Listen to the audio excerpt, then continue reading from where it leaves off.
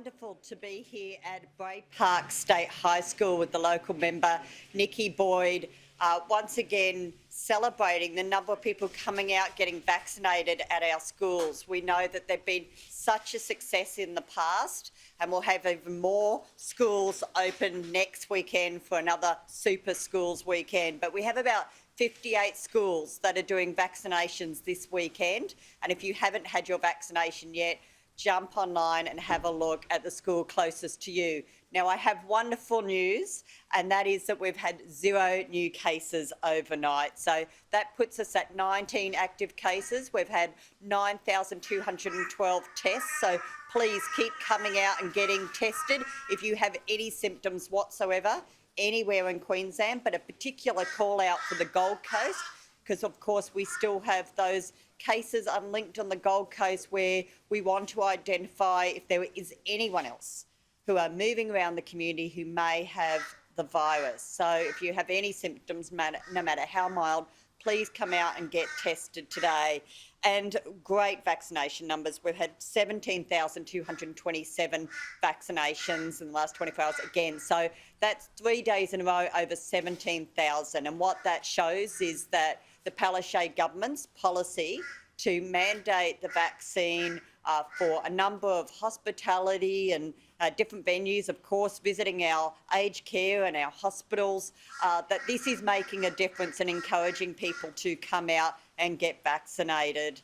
We know these are difficult decisions, but it is so important that we do what we can to get people coming out and getting vaccinated. We support our businesses. This will support them in keeping their doors open by knowing that they have a lower chance of having an outbreak across their staff, and of course knowing that their patrons are coming in and are fully vaccinated. And for those people who have been vaccinated, it gives them the confidence to go out and enjoy the lifestyle that they've loved so much in Queensland, knowing that the venues they're going into, everyone else is fully vaccinated as well.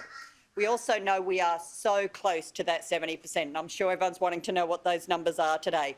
81.11% first doses and 69.39%. 69.39%. So we are so close to hitting that 70% double dose, and when we do, it means people from interstate, from hotspots, will be able to start home quarantining if they can arrive by air and meet the criteria that we have outlined. Of course, the big key criteria is fully vaccinated, 2 weeks since their second dose. They must have a negative test before they get on that plane, and they must be able to quarantine in a residence that is a standalone residence or has direct air-to-door access and no common areas to reduce that risk. So if you are interstate, if you have been trying to come back, have a look at that criteria. It's already online.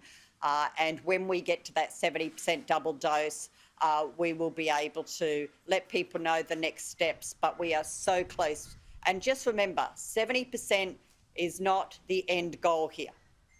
We want to keep going. We need people to keep getting vaccinated. We want to hit that 80% double dose where people will be able to come in by air or by road domestically and not need to quarantine if they're fully vaccinated and have had a negative test. And then, of course, we want to hit 90% and beyond so we can open up and enjoy our lifestyle, but most importantly, to have that high level of protection right across Queensland. So please come out, get tested if you have any symptoms, and keep coming out and getting vaccinated. Thank you to all the families, all of the people in the local community here who are coming out and getting vaccinated.